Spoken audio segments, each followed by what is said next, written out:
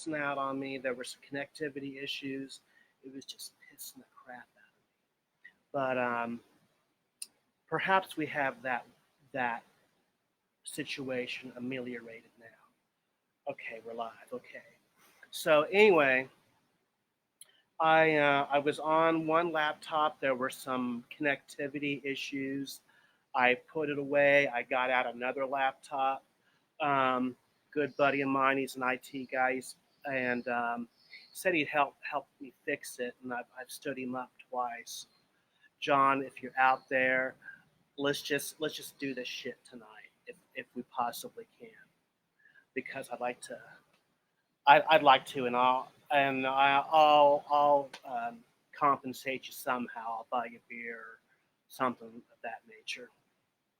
Okay, and I am right now sitting on my front porch, sipping green tea. Mm. So I read an article saying that drinking a cup of green tea every night reduces a man's risk of prostate cancer. And we all want to have good prostates.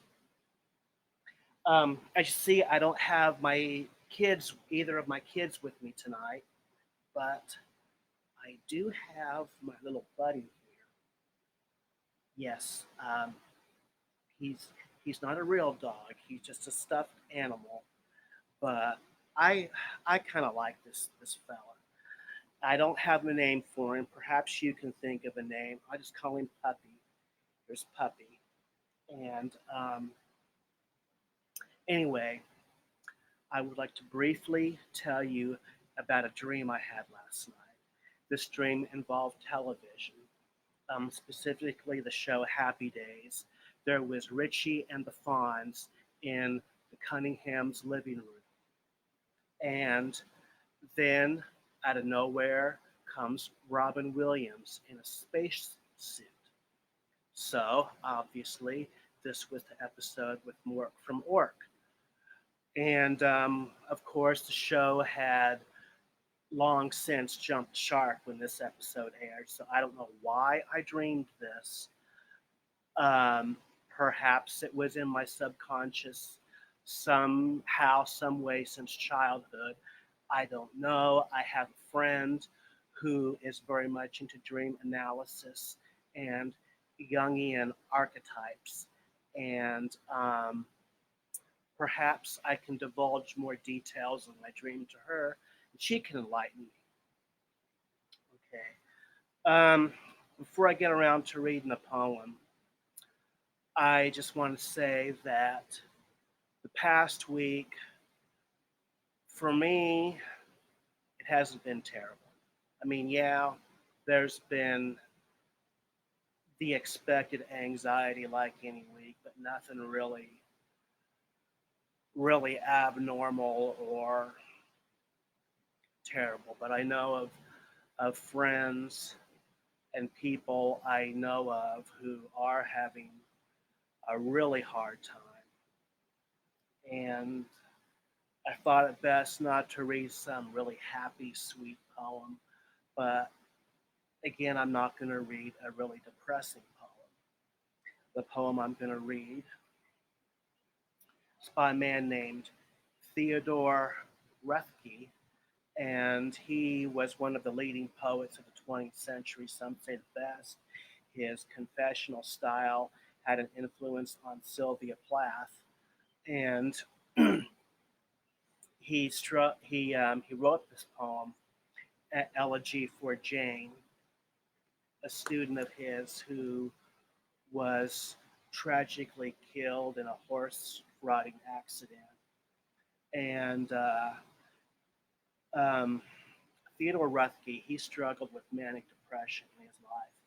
And if you really examine this poem really closely, you can find some references, some reference to, or yeah, some connection to manic depression. And you might see why this student who maybe he didn't really know on a really close, intimate basis, he did have an affinity for, and maybe you'll see why. So let's just read the damn thing. Okay, Elegy for Jane by Theodore Roethke. I remember the neck curls, limp and damp as tendrils, and her quick look, aside pickerel smile, and how once startled into talk, the light syllables leaped, and she balanced in the depth of her thought, the delight of her thought. A wren, happy tail into the wind, her song trembling the twigs and small branches. The shade sang with her. The leaves, their whispers turned to kissing, and the mold sang in the bleached valleys under the rose. Oh, when she was sad, she cast herself down into such a pure depth. Even a father could not find her.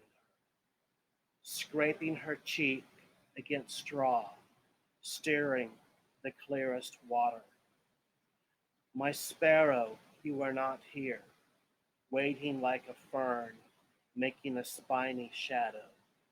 The sides of wet stones cannot console me, nor the moss wound with the last light.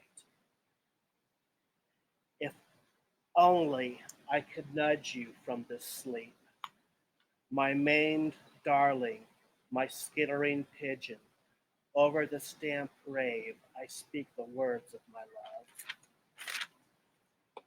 I, with no rights in this matter, neither father nor lover. Okay, and that was Elegy for Jane by Theodore Roethke. And with that, I'm just going to just get the hell out of here. But I want to say it's always good to see you. As always, I am Jay Guy, and I just want y'all to be good to each other. Peace.